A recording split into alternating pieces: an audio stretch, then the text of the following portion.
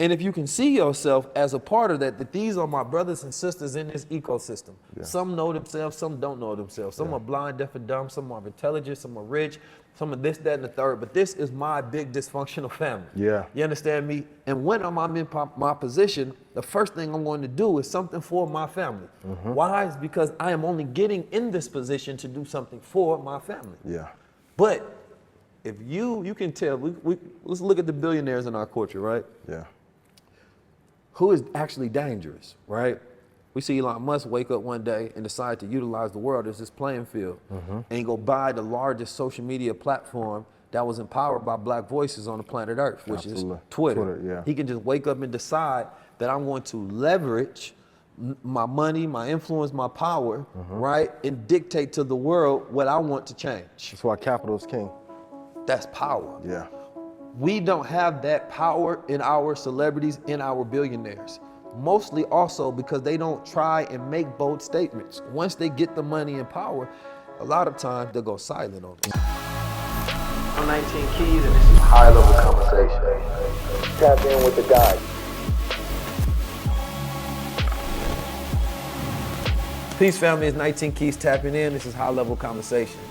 Today I'm here with a master of the market, a master of the mind, a master of discipline, a master of understanding and reality, a person that has allowed himself to be in the public eye of the people and consistently teach and educate people to change the trajectory of their family, to change the trauma that has existed in their family through financial oppression into a place of financial liberation. This is the person that is consistent, that is steadfast, that is always updating the people with his oracle of a mind, teaching people about the future and what will happen. The most dangerous thing about listening to this master investor, Ian Dunlap, is when you actually don't execute off the knowledge that he gives you. This is more than comparing him to a Warren Buffett or anybody else in the market, because I think that his name rings by himself to be understood that now people have to figure out how they can be this version of Ian Dunlap, how they can be the version of a master investor. And how do you become a master? You first have to master yourself in an area of discipline so that you can take that same energy and you can conquer something else. And I believe that's exactly what you learn when you tap in to master investor himself.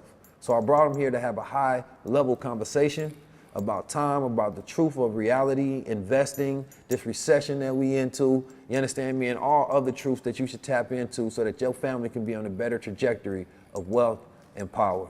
None other than my good brother.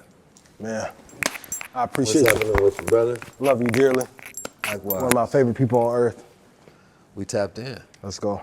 This episode is brought to you by Infinite Wealth Strategies. I think the bigger thing about doing deals is when you can put out there you did a deal with somebody. Yeah. You understand me? Yeah. 19 Keys, Master Investor, Yeah. Inc.'s deal of so-and-so for high-level conversations. 19 Keys is going to different route, look more official. Yeah. sponsors that allow him And then, freedom. you know, if you say something that's viral they don't like, I'm not going to be like, Right. whoa. And freedom of speech is the biggest thing right now. For them. Yeah, For them. That is funny. I heard Tamika Mallory talking about that. She said, like, what more do a white man want as far as freedom of speech? I mean, at the end of the day, you got the Rush Limbaughs, you got the Whoop-de-Wops, but it's like the freedom of speech of anything, I would see where I want more. And not that I won't say what I want to say, but it's like you can say it, but it's not gonna get reached. Yeah. So it's like, what's the point of saying it? Yeah. You understand me? If you can say it and it gets the same reach, that's the real freedom. It's not that you can't say it, it's that if I say it if I say something now that'll reach 1 million people, but if I speak a truth, then it's only gonna reach 1,000, it don't have the same reach. Now I'm not even using my platform. Yeah. You know what I'm saying? But most of our people don't want to hear the truth. They don't. It sucks. It's sad. That's the tough battle that we're in, is just giving truth to a group of people that's been lied to forever. Yeah, I mean, this shit goes to ancient days. Like, what people have ever wanted to hear the truth? Not many. Like what? Like if you think about it, let me put the glasses on while we rolling. We can start with a casual conversation and then to get the brains wiring and sparks. But what people have ever wanted the truth? Like if we look at ancient civilizations, right? Whether you go into the Greeks, the Romans, the Phoenicians, the Sumerians, the Egyptians. You go into the Africa with the Dogon, the Zulus, whatever it is. But like, and then it's funny because as soon as I go over to Africa, I feel like those people had no problem with speaking more of truth. Yeah. But when I think about systems that have up-down systems where there's somebody at the top, the people at the bottom don't want to hear everything that's going on. Yeah. What they want more than anything is a great quality of life and to be happy. You understand me? That's true. Like, on my trip in Egypt, when I was studying, I started to look up like, what was the wealth like in Egypt? And the wealth in Egypt was similar to the system that we have now. Like the pharaohs had the money, then the priests, then the army, you understand, the artisans and all of that stuff. And then the people at the bottom particularly live like, you know, a little lower wealth life. Yeah. Or lower class life. But what they figured out was as long as they took care of their people took care of them. Yeah. So when they started to study the Nile River and the harvest connected to the moon, and they figured out that whole mathematical system of how they can harvest food and they can feed mass amounts of people, people was happy as long as they can eat. You That's understand me? They can spend time with their family. They had vocation, they had work. They worked for the pharaohs. They loved the pharaohs. It's part of their religion. It's part of, that's their gods. Yeah. You understand me? What they deified. And so it gave them purpose. It gave them work. It gave them food. It gave them clothing. Gave them shelter, security. Yeah. The people were happy with that. Yeah, I think anytime you have a mass body of people, they want safety. But if you go like to the Dogon tribe, the Sumerians, like they knew about the planetary system thousands of years before everyone else. Like I think once you get so big, you're going to have that 80-20 rule or 95-5 rule. But if you have like a smaller community, I think in a smaller community, you need truth in order to have trust. Absolutely. Yeah. But that's the difference. It's like, if I look at any European civilization, I think it was never about truth. Because it depends on the foundation on which it's built. The Romans didn't tell the people the truth. The Greeks didn't tell the people the truth. The Greeks stole philosophy from Egypt and gave the people stolen philosophies and ideas for them to worship. But the integral politics from like the Romans and them telling the people what's really going on, the top down from kings and monarchs and the king telling the people the real business, never happened. Yeah, it never happened. It's always been a hierarchy. Always been lies that the people were fed, half-truths or perspectives of truth or distractions from truth through bread and circus shows, to where it's like, because the old saying is you can't handle the truth, and that's really true. For most people, that's true. It's a lot of people, if you tell a large amount of people the truth, they will go crazy. So it's like, as a leader, if you know that if I tell these people the truth, they're gonna riot. If I tell these people the truth, they're gonna tear something down. If I tell these people the truth, they won't go to work tomorrow. You're going to decide to make that decision for them that I can't tell them because they can't handle the truth. Then why do you tell the truth? So you tell the truth is when you want them to break out the reality of the delusion, when you want them to live accordingly to the law, and when you don't feel like you need to have an unfair advantage over people, and you feel like you need to rule them. That's a great point you're hitting on, yeah. You understand me? Where it's like, I want you to know the truth so you'll know who you are, so you can rule yourself. So we can have what considered equality, so you can really have equity and equality on this planet Earth, to know that, yo, you are a God. I'm gonna tell you the truth about your power. Huh? You think most people want that? In our culture. I think they be lied so long that the truth is counter to their position now. Yeah. You know what I'm saying? When you've been lied so long and somebody tell you the truth, it's like, man, now I don't have the power to appreciate the truth, right? So it's like, now you want to tell me about the government, you want to tell me about these systems, you want to tell me about reality, you want to tell me about religion, you want to tell me about time and space. It's like, man, I ain't gonna lie, I was happy just being a worker, believing that this was all there was. But now that I know there's more, I have a responsibility to go get more, or to look at myself as less than for not going to get more. And then we have to throw away everything we learned from school, religion, family members, friends, and it's a shocking thing for most people to learn or discover what the truth is. Yeah, man, the truth is dangerous, but the truth really does set you free, as cliche as it sounds. You know what I'm saying? But that ability to accept the truth, I think, is more important than to hear it. The ability to accept it once you hear it, regardless of how harsh it is, how much it may hurt you, how much it may beat you up, how much it may destroy that shadow self that you have to work at when nobody is around. That part will strengthen you, because if you can go through the truth, because the truth is a journey, you have to go through it once you get it. It's an electrical energy that will wake up every fiber of your being, and it's going to stimulate and titillate your senses and your mind, and it's going to change the way you have to think and see and perceive the world. You think that's why people was giving so much feedback on a conversation you and Mike had? It's based in truth. Yeah. And any man that's lived as a man know that you guys were right, but why do you think so many people were pushing back on a conversation? Because they now take on new truths, right? And these new truths are not given to people that's connected to their old truths. So let's say in perspective that you have men teaching men how to be men, then you have women teaching men how to be men, then you have government teaching men and women how to be men and what's accepted and right. Because when we look at common society in today right now, it's the fact that, you know, the Supreme Court has more sway over what people accept, right, than their pastors and their preachers, right, and their ministers, and that's what it is. Because people don't vote for what the current rule or reality is. The Supreme Court, for the most part, comes and say, well, y'all couldn't figure this out, what we wanted in our agenda, so now we're going to say that this is it. Now, when that happens, the people celebrate it and say this is the new norm, and then once it becomes legal, it becomes right or wrong, and people want to be on the side of good, so they go on what's accepted as the normal thing, and people that go against it, then they threaten their position to have safety in what's accepted amongst the masses. So it's like masculinity is such a, and this is from whether, you know, I don't know politics enough to even know what's right or left wing. I see it as one bird. I think when people start talking about left and right wing, I'm like, man, y'all talking about the same bird. Absolutely. Like, why do I'm gonna pick a wing on a bird? You understand me? I don't even eat chicken no more. You understand me? I don't want none of the bird. But the reality of it is that it's a vulture. The wings that they talking about on that bird, it's not an eagle, it's a vulture. And the people are dead, and they goddamn picking on the carcasses of the people. You understand me? And the people voting on which vulture that they want to come and swoop down on them and take more pieces of them and more bits of them. So I think the danger of it is that we have gotten more comfortable with the lies than we have the truth. You understand me? People don't want the Matrix anymore. They want the watered down version of it. How do you think you can wake people up without upsetting the system, government, and then becoming a target as a result? You can't. You have to do that in order, actually. So the idea of trying to wake people up without accepting the system is more dangerous than going the straight path. Tell me more.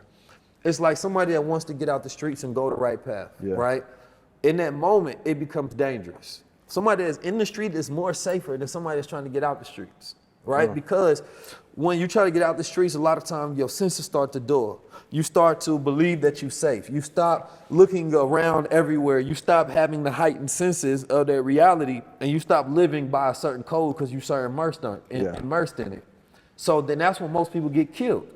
Bro, we're just getting out the street. Bro, we're just changing this life. Bro, we're just doing this. It's a transition point. That transition is dangerous. You have to be in or out. That we call it straddling the fence. Yeah, you can't be in between. Can't be in between. That's dangerous. So if you gonna be revolutionary, go at it 100%.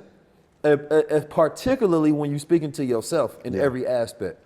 The way you strategize with the world, that's you. Have an end goal with a result. But if you start to go in your mind like, I can play this, but I ain't got to do it like the other people. I'm going to just play around with it, make some moves over here. No, first of all, you're not going to, the problem is that you're not going to make enough change to respect yourself. You understand me? Then you're not going to make enough change to ever be a threat.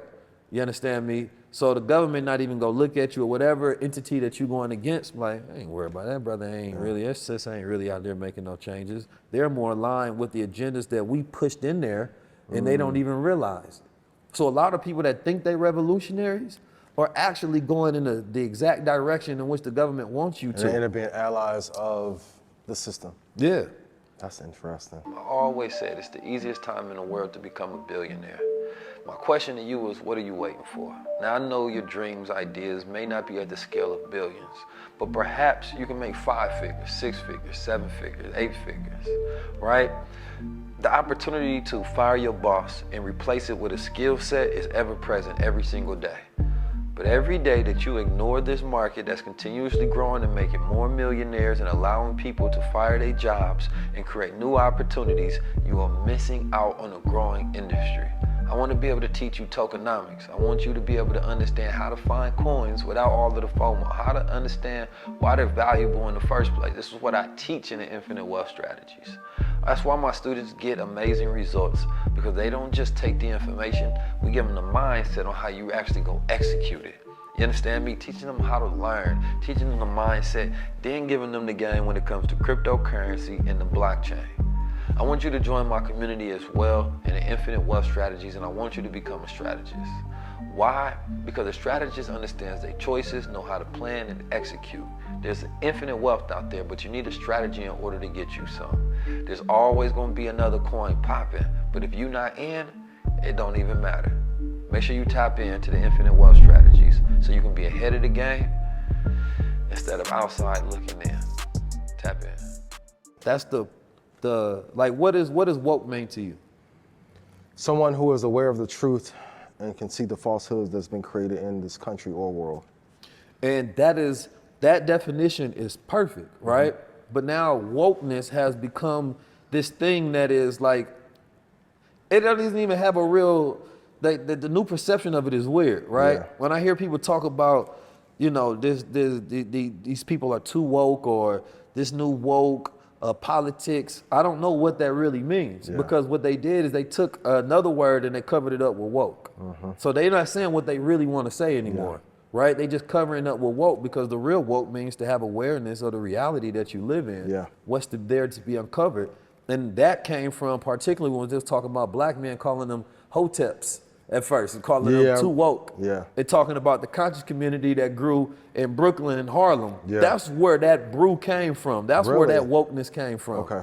You know what I'm saying? Yeah. So for me, wokeness was a good thing. Like now when I hear it, it's the most cliche thing on the planet Earth. But like back in the day, theorists. Conspiracy theorists, like, oh, bro, woke, you know what's going on in reality. Like, it was a badge of honor. Yeah. Now it's like, it's this thing where it's saying that if you go with any of the political agendas from the corporations or the oligarchies, then you are now part of this new woke crowd. You understand me? That you're going with, you know, the sexual movements or these crazy political movements. It's so much, and then they just dress that up with wokeness instead of addressing it the way they want to. You understand me? So I don't think they should use that word, because the context doesn't make any sense. What word should they use instead? I think they should just call a spade a spade. You understand me? The reason people say wokeness is because they don't have freedom of speech, right? Okay. So once you have freedom of speech, the white men are now going to be like, we ain't got to say woke no more. We can just say that, listen, we don't like Disney because Disney is doing this. Yeah. And that means Disney is this group, right? Yeah. So they start calling things out as they are. Yeah. So for me, I think wokeness is like, you know, the new nigga, if you will. I ain't gonna call you a nigga, I'm just gonna say you too woke. You know what I'm saying? Powerful. Yeah. Yeah. And same thing when you talking about let's say Disney. Disney had the bill, like Disney, we could talk stocks a little bit, right? Disney stocks, I heard some people believe that part of Disney not doing the numbers that it could be doing is because of it's too woke, right? And in their interpretation of it's too woke, the don't say gay bill, right? Yeah. And when they say the don't say gay bill, instead of them saying that it's too gay, they say it's too woke. So that's the slide in words. Absolutely. You know what I'm saying? Yeah. It's like saying if you go and you watch a movie and it's about a lot of politically black consciousness interpreted in that movie, they gonna say this shit too woke instead of too many niggas in this movie. So it's a derogatory term now, slid in where whatever racist word or whatever word that you would have normally had, we slide in woke for it. And they are like disruptors to the system. Yeah, and you know, I don't always tend to, I don't know even who to even think about when it comes to agreement. But if it's truth, I agree with it. Yeah. Like truth doesn't have to settle upon people's feelings. You know what I'm saying? Say it again. Truth doesn't have to settle upon people's feelings. Like tell them why though. I love that. Because truth is like the sun will rise regardless if you want it to or not. Yeah. But you can have an emotional connection to it. I wish the sun wouldn't rise. It's too hot. It don't matter. Yeah. That's the truth. Yeah. It's going to rise and it's going to shine light on everything that is going on. Yeah. But when you want to keep something in the dark, then don't tell the truth. But when you talk about feelings, the reality of something is that we are such a overly emotional society. Absolutely. And truth is just reality. It's void of emotions. It's mathematical. So I don't care how you feel, because that won't change the reality of what the truth is. Absolutely. It will actually make you weaker if I curtail all of your feelings and speak some mistruth by not telling you the whole truth. You think that's why they've concentrated or made a concentrated effort to have people more emotional, engage in more debates, more arguments online, so they're not able to control themselves and have like a high emotional quotient? I think that's loaded, because social media benefits just particularly from the aggression, right? Absolutely. Like we know Twitter only has so many words because it forces you to be more aggressive when you have to condense a point.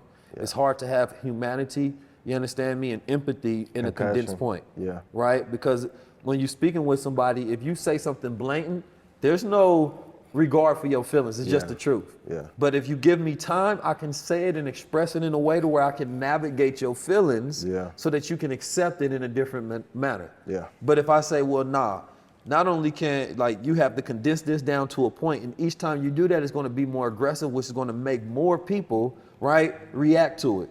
So it has to be more polarizing. Yeah. So social media benefits as a business model to keep people emotional. You understand me? Like, and therefore, when somebody tells the truth is now the bigger enemy. You understand me? Because what keeps people comfortable is the lies. So if you got a bed made in lies, and the person trying to give you concrete truth, which one gonna be more comfortable? Yeah. You understand me? A person wants that bed of lies. They don't want to lay on that concrete of truth. That's true. You feel me? So for me though, I don't have time, because you got to have time, and it's a luxury to be able to skirt around people's feelings, right? And unless you want to intentionally deceive them to manipulate them for a point. Yeah. And manipulation can be good or bad, depending on the end result for the people that you've manipulated. Because politicians act in nothing but manipulation the entire campaign. It's true. That's Very it. few, deliver on what they promised. So, like, let me ask you a question, because you didn't start interviewing me, man. I have to. I like it though. You're a People wealth of never ask me knowledge. questions. You're a wealth of knowledge. Speaking of, you are a person that is connected directly to the idea of wealth. If a person gonna talk to master investor, if they're thinking about an aspect of their life that they want to increase, they may be thinking particularly generational wealth, and then in detail they thinking about stocks. Yeah. You understand me, as their vehicle toward wealth. But let me ask you, what's the most interesting fact about wealth that you think about that you don't normally display? That probably only 7% of people will achieve it because they don't put systems, rules, and ideologies in place to make it or keep it. So everyone thinks like wealth is about knowledge. That's probably, we have more knowledge of every asset class, but more people I talk to, I'm like, they just have not executed because A, they may not think that they're worthy. So you have to go through the deprogram and decondition. And then B, are you automating investing? Are you automating out of your business processes? No. But everybody I know damn near wakes up, they hop on social, check text, some will hop on Tinder, Bumble, get to their dating life, and the wealth thing is like an afterthought. And I know in our community, we often feel like we won't live long enough to even see the wealth, but I think that too has been a trick to make us not concentrate and put our efforts into like mastering this one particular area. So what about wealth in relationships, right? Because I had seen shout out to my brother Shabazz. He was talking about a post where a lady was in a marriage. And in the marriage, she said she ended up leaving the guy. She loved him, she said. They had a great marriage, but he had a job that didn't meet her standards of living. And she didn't see any increase during the time of their marriage. So she ended up leaving somebody that she completely loved in this marriage, divorced him. And supposedly the story is he literally died of a heart attack. You understand me? So he died of a broken heart. That's crazy. Now, my point was within that though, marriage was never about love. Yeah. Right? Marriage, if anything, if you would think about it, is an agreement to really create generational wealth. Yeah, it's a business partnership. You understand me? It's a business partnership. Yeah. So what is the formula today, if you will, about relationships and building wealth? Like, let's say if a woman has a house, you know, if she has a house before she gets into a relationship, right? And that's the house that she lives in. Now she gets into a relationship with a man, and let's say the man doesn't have a house yet. Does he move in with her? King needs his own castle. King needs his own castle. Grandmother almost told me, like, there is no romance without finance, and you can't be the king of someone else's home. So you wouldn't move in with a woman that already had her own house? I'm gonna be real, it's hard enough when they move into our homes. And it's our castle. Yeah. So even if you move there and pay all the bills, it still feels like this was mine. Right. Beforehand. And even, it sucks that she did that, and I get it, but most women, and I'm not trying to be salacious, but most women who wants a king who can provide like that, often are not equipped to give a man what he needs. Most men who have the money, and I hear the six-figure debate and all that, sounds good, but most women don't bring enough peace to get the man that makes 7, 8, 9 figures. Talk about the peace, because, all right, so I wanna condense this point for a little bit, right? So the marriage really can build wealth, right? We know for a fact that couples, right now it's better for a woman to be in a relationship, you understand me, than by herself, because a relationship for a woman, if she's with a man with money, automatically increases her net worth. And a man too, especially if he has a good woman and she brings peace. That's the number one asset in any relationship. But a good woman, because good woman. So this is my point though, right? So if a woman gets into a relationship, her net worth automatically increases because she's going to pay for less things. Automatically. She's with a man that's going to be paying for the trips, he's paying for the food, he's paying for, rent, all of those different things. So he automatically allows her to be able to have more investing power. So if she's into investing, she can automatically put more money into the market, put more money into businesses, wherever she wants. Because now he's just taking care of all of her living expenses. So a woman in a relationship is getting the first benefit of the relationship through increased net worth if a man is taking care of her in that relationship. I mean, but the truth is most men offer that because they don't bring anything else to the table. Men complain about women being gold diggers, and then you approach them on, fuck with me, baby, and I'm gonna give you everything that you need. Because if he was just you by yourself, it may not be enough. So a lot of times men are making promises, grand gestures, because they know inside they may not be worthy enough. They might not be worthy enough. Now, I believe that's true. Because a man will start to judge himself based on his material possession, because he don't have any immaterial possession. Absolutely. He don't look at his intellect, his spirit, his soul, his confidence. It's just his intrinsic value. Absolutely. You understand me? Like for me, I know what my intrinsic value is, right? Like I know for a fact I'm a one-on-one. You understand me? And a person can take it however they want to, but they got to take it directly from me, because the source of it is, you're not going to find a replacement.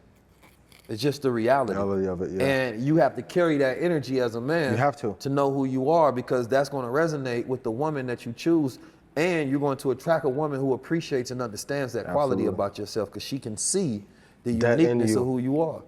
And she will help you bring out more, which is going to increase your net worth. And a lot of times the men that lead with money are lacking confidence or self-worth. So How do they get to that point? It takes a lot of work. People don't want the workload that comes with that. Like, one of my favorite books is As a Man Thinketh. So I truly believe, like, whatever you put into your mind, you're going to get out. Like, how many men look in the mirror, like a mirror over there, and say, hey, I'm worthy, I'm amazing, I can make all of my dreams come true. That's why that one Kanye clip when he's like, I am a God, I love that clip. He's right, big God energy. Because he's like, yo, if I said I'm a nigga, that may resonate with 95%, but what you program and put into your mind becomes true, and you pass that down to your children and lineage. So I think relationships, and especially marriage, when you find the right person, there is no multiplier like that. If you have peace, happiness, joy, and someone who's on the same level who wants to help you build. A lot of times people get married because they've been sold this idea of romantic love. And romantic love was created to sell trinkets. That's jewelry, a fact. engagement ring, homes, even the American dream. It's Roman antics. That's where we get it from. We get it from the Romans. You understand me? And that's the unfortunate reality. Is like Revolt wanted me to do a segment on why do black women feel empowered to date outside their race, right?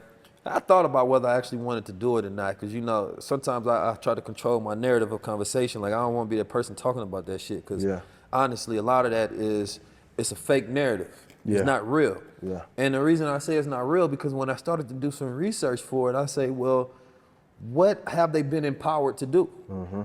And then I looked at the data and I'm like, well, these women, whether you're talking about the new Supreme Court or vice president or the representatives in Congress, whatever it may be, but when I look at what has been done specifically for the black community with the power that they haven't been empowered. Yeah. They have just been given places. Yeah. You understand me? And placeholders. So for me, if you get a symbol without substance, that means nothing. Nothing. So if you're going to empower a black woman, you have to put her in position. And by a black woman, I'm talking about somebody that has the mindset for their people to liberate them. And once they get in position, they will utilize that power to enact change once in that position. But you know, they know that a woman has the greatest chance of being a liberator, that the system won't let that happen. Oh, hell no. They will never let that happen. I mean, the black woman that people look up to the most, she had a black man, and that was Michelle Obama. Yeah. So it's like, I'm not about to ignore, and you know, I don't particularly look to that particular family as liberators, but that first woman is the woman that all black women give praise and love and energy to. Yeah. You understand me? And if we're going to look at any example in politics, Michelle Obama was the only black woman, you understand me, that was impactful, right, in her position. Yeah. As far as a symbol. The other black women got in position, but the only impact they had was during or right there when they actually got in position. So when they announced that they won, that was it. But afterwards, where do we see the impact? That's it. So I don't want this narrative to be like, oh, this person got this position, because that's dangerous as a community when we get into politics and we're happy with the position instead of the power. But most don't want the power to change. If we're gonna have an honest conversation, most people don't love being black enough to make anything different for black people. So, all right, so then we have to get in the idea of what is black, because that goes into the culture, the values, the norms, you understand me, and having an inherent position to see yourself a part of a collective. Because just 46 million black people in America are a collective. Yeah. They are a nation within a nation. Yeah. And if you can see yourself as a part of that these are my brothers and sisters in this ecosystem. Some know themselves, some don't know themselves. Some are blind, deaf, and dumb. Some are intelligent, some are rich, some are this, that, and the third. But this is my big dysfunctional family. Yeah. You understand me? And when I'm in my position, the first thing I'm going to do is something for my family. Why? It's because I am only getting in this position to do something for my family. Yeah. But if you can tell, let's look at the billionaires in our culture, right? Yeah. Who is actually dangerous, right?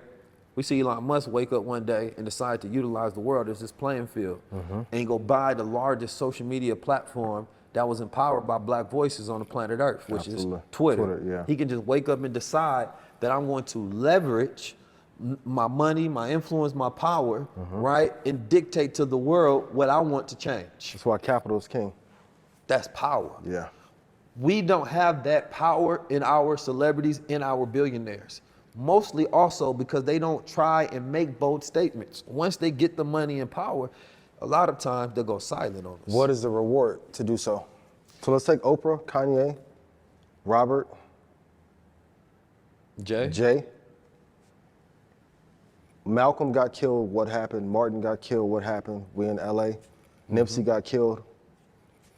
People say they love Nip to death, don't send shit to Lauren for them kids. A lot of it is show.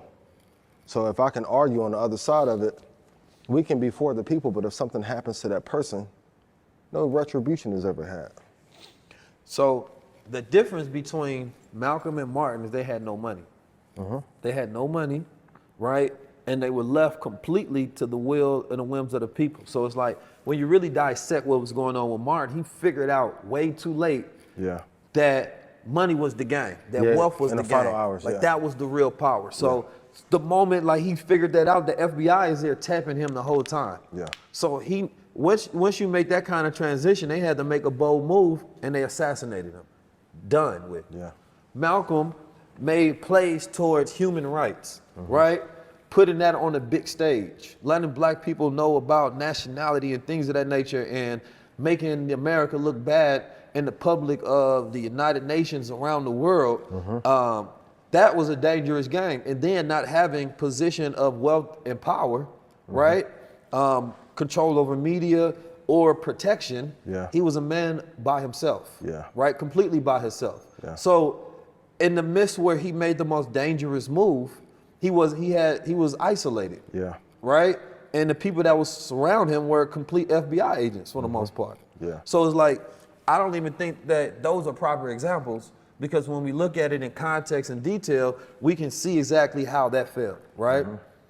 Now, when we talk, and I'm not saying like, you know, there's spooks and messiahs, right? The spooks are the ones, you know, set beside the door, who you know, sneak in and infiltrate, get the information, bring it back to the people. You don't think Kanye has tried?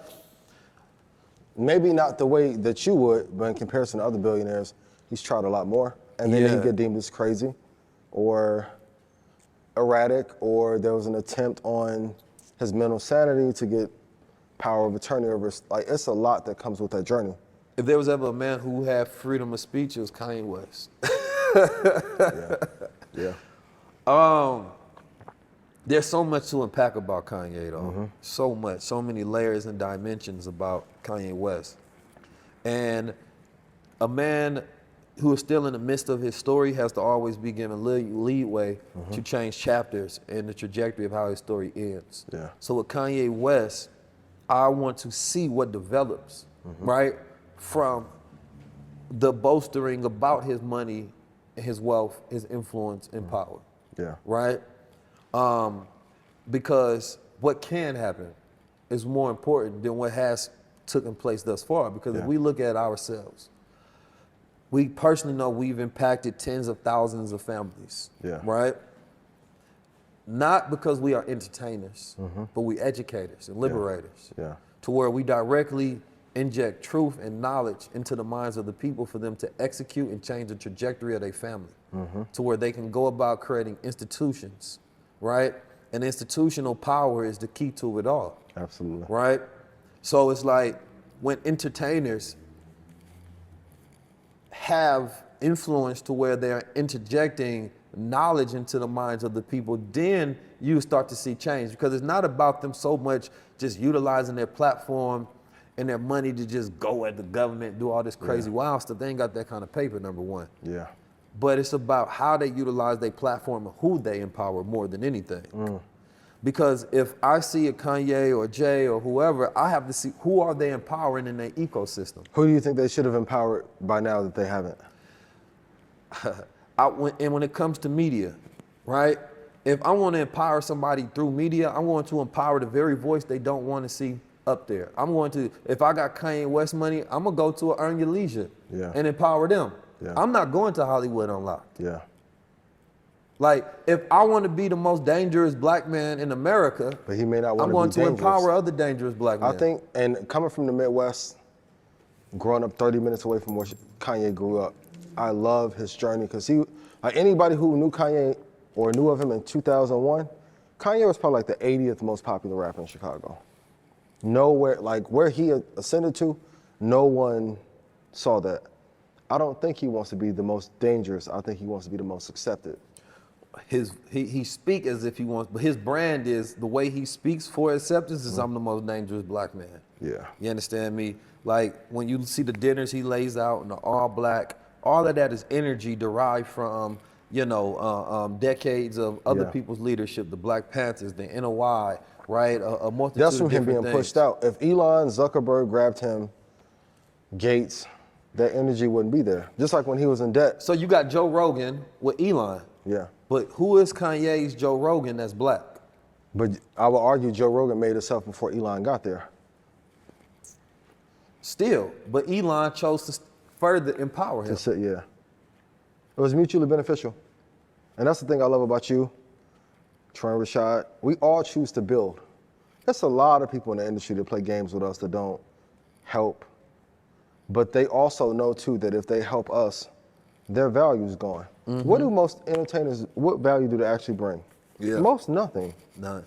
And then once you learn the behind the scenes of how the business actually works, how the deal structure, it's like most people working corporate make more than most entertainers. So even in our community, people don't want to elevate certain people because they feel like, well, I won't have any value or I won't be able to make money. That's it right there. Yeah. See now, and not only that, it's like it's easy to be like we in position to put certain people on now, right? Yeah. That's what I want to do with high level conversations. There's certain people that I know that don't get voices, but I want to put them in an aesthetic and a sphere and let the world hear what they have to say, right? But that requires a level of intentionality. Putting up your own money and intentionally finding those voices that can be liberators in spaces that you don't have the will to do, right? So if you have $1 billion and I have $1 billion, it looks different than the current billionaires. Just the reality. That's true. Because there's going to be a lot more projects and a lot more people connected to that ecosystem that are going to be doing things based on the new leverage that we have. Yeah. Right? Like if today, if you want to create impact in the world, where's the first place do you go to? Like you today, master investor, you now have $1 billion at your will to do whatever you want to. What's your move you make? Going inside of my community first. You said you're going to what? Go inside my community first. Like those that built with me, I'll hit there because the thing that we lack really is organization. And also too, like everyone wants to overthrow the system. We're the only community that announces to the public, hey, we're going to tear this shit down. And then wonder why we don't get far. You can't announce, yo, I'm coming to 63rd, South to my Chicago. And man, when I get over there, I'm gonna fuck y'all up. You can't do that. Yeah. You have to move in silence. Even with Kanye, like, I love his determination. I think he moves wrong. All the people that are most dangerous are silent. Yeah, I just think he needs to have the right people around him. And that changes everything. Yeah. Especially when you are at that position. There's no billionaire, there's no powerful person on the planet Earth that makes great moves that doesn't have good counsel. Absolutely. You understand me? Like good counsel is more important than anything. Absolutely. Because it's something that your money won't be able to buy. Absolutely. You understand me? Because the wisest counsel are a lot of times the people that can't be bought. Those are the intellects, the Especially thought with leaders, integrity. the militants. Like you Or bring even them tell you in. you're moving wrong, you're doing this wrong. Yeah. Yeah. You need the people you disagree with the most. Absolutely. The people that, like, the issue is that a lot of people get egotistical and they want to be isolated with people who don't challenge them enough. So That they allow always you to leads go to make failure. all of the dumbass moves you're going to make in front of the world, and then you get mad at them like, why y'all ain't tell me? Now you get mad at all the people around you, but there's also the people that comfort you when you do stupid shit. That also goes back to, do people want truth or not? People want to be pacified. Most people do. That's what led to Caesar's fall. Like, even when they talk about the attack of Brutus, it was an integrity thing. Like, Caesar was sleeping with Brutus's mother. And his council said it would be okay because you're in power. If you're friends, there are certain lines you shouldn't cross. You get smart. That's left out of the history books for the most part, though. Yeah. You need counsel to guide you and tell you, hey, man, you're fucking up. Yeah. That's why I have my dad, my friends, brother, dream team. If I'm out of line, they tell me, I'm like, and leaders have to listen. Yeah. So if you tell me, hey, brother, you move, I got to change it right away. Not debate with you, not go back and forth. Because I think anytime you have counsel or friends that tell you something, that's like love and immediate action. A lot of times leadership will say, hey, that's wrong. Is that me or you? Say that you're wrong. And I'm like, well, what's the point of having them around to guide you and impart wisdom into you if you're not going to listen? Yeah. I mean, you know, a lot of times you think you want it until you get it, though. Yeah. Because it's like, once you ask somebody to tell you the truth, and then they start speaking, you're like, all right, that's enough. And then the person like, no, you told me to tell you this. I got to get it all out. Accept it, yeah. And by the time they done speaking, they're your enemy. Yeah. And it shouldn't be, well, what do you think we can do to have more conflict resolution in our community? Because that's one of our big weaknesses. We have to have communities, and those communities have to have systems. You understand me? It's like, you're not going to get conflict resolution on a one-off situation. Like, it has to be people a part of organizations. Yeah. Like, I don't think there's nobody should just be out there by themselves. There's a lot of men that claim that, oh, I can't follow, I don't believe in God, or I can't be a part of an organization or a community. And most of that has to deal with a lot of internal shit that they don't want to deal with as men to be a part of something. Yeah. And I say that because most men don't deal with the conflict inside themselves to be able to deal with a conflict with someone else. You understand me? And so a lot of times they want to be pacified around people, but once you get in an organization, right? It's gonna be people that's gonna check you every single step of the way. Brother, we can't do this, you can't do this, you can't do this, you can't do this. And in your mind, this is somebody telling you what to do. You understand me? And then you look at them like, who are you to tell me what I can and cannot do? But when you are righteous and you divine and you within yourself, none of those egoistic things start to pop up as an issue. Oh, brother, instead, imagine if you had the spirit. Thank you, brother. I appreciate that. Or, damn, that kind of hit my spirit, but you're right. I'm going to tighten up. That's soldiers. Only the truth hits hard. Yeah. That's why I think when people get into conflict, if you're not willing to listen, you're not letting people love you. Like, love is not always nice. So if you're messing up and somebody doesn't tell you. I want to start. Nice, don't be nice. Nice, the meaning and the root word of nice is to be stupid. That's the way nice was used for its inception. So this person is nice. The person is saying this person is stupid. Right? Like, it's when you go around people, whether you're around white people, black, brown, Asian, orange, whatever color you want to be around, or you and different people of different classes, celebrities, influence, whatever, different people start to make you act nice. Right? And why do you start acting that way? Because a lot of those times you're trying to appease somebody else at the detriment to yourself. Right? Women do this all the time, unfortunately, more than anybody, because they close themselves up. They apologize too much, excuse me, too much, because they are taught not to take up any space. So they have to play stupid. I don't, like, she don't have any wisdom. She don't have any intelligence. Well, black men do this more around white men. Black men get around white men and start playing nice. You understand me? A white man make a joke that a black man would make, and a black dude would be offended if a black man made that joke or tried to play him like that. But when it comes to a white dude, he playing nice. He slap him on the ass and tell him he's stupid. You understand me? He take it as a joke. Because you think that in those environments, you have to play stupid, right? Not stupid to the point where, you know, I don't want person to know this is a part of my strategy. I'm really smart. No, stupid to the point where they make you feel like you always have to be subservient, that you can never be a master in a position, that they need to play nice with you. Nah, like, I get around people, I'm always gonna be me. And it makes everybody else uncomfortable. But how did you gain that confidence? Through the Nation of Islam. I gained that because when I was younger, they told me I was a god at an early age, and I went through the development of understanding what that meant. I was always taught that, you know, a black man is it's 196,940,000 square miles on the planet Earth, and that they told me that particularly so that I know that this is my home, and if this is my home, then I should know the square mileage of where I live. So when I walked outside, I looked around and I seen my crib. You understand me? And so there's nobody that can tell me where I don't or do belong. When a cop pulled up to me and we in Oakland or we in St. Louis and they ask me where I'm from, they do that so it makes it feel like we don't belong here. Like, I live here. Who are you to even question me? You understand me? Like, same thing with my own body and my home. Like, I live here. Who are you to get me angry? I won't allow you to do something that I know is your tactic that gets me angry so you can put me in a cell or a place I don't belong. You don't have that kind of power. So the goal was to give me and all the brothers and sisters who got that knowledge the ability to have control, and that's power. I'm 19 Keys, and this is high level conversation. Tap in with the God.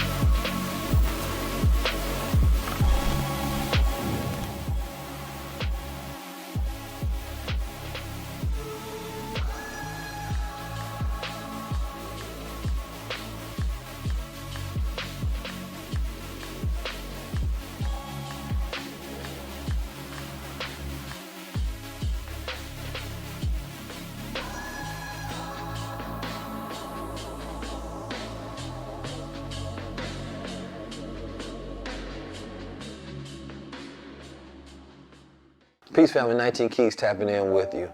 I want to tell you why you need to tap into the infinite wealth strategies.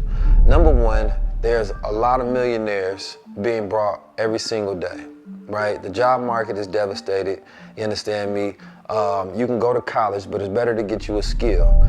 I've had several six-figure days in the market trading, right? Cryptocurrency. And at the time, I had little knowledge, right? I've sold an NFT, which was just a digital picture rendering, for over $16,000. But why? Because I understood the market and I knew the value of it. I've sold thousands of books You understand me? On my e-commerce platform, utilizing my strategies that I teach inside the Infinite Wealth Strategy. But I also have a beautiful community of people all around the world assisting, providing information, resources, and links, because I know that it's harder to learn by yourself, but it's better to learn in a community sense. When you join Infinite Wealth Strategies, you too can become a part of a community of people learning together and earning together. Make sure you tap in, because it's an education that you need in order to succeed and build wealth. Don't be on the outside. Tap in. Infinite Wealth Strategies.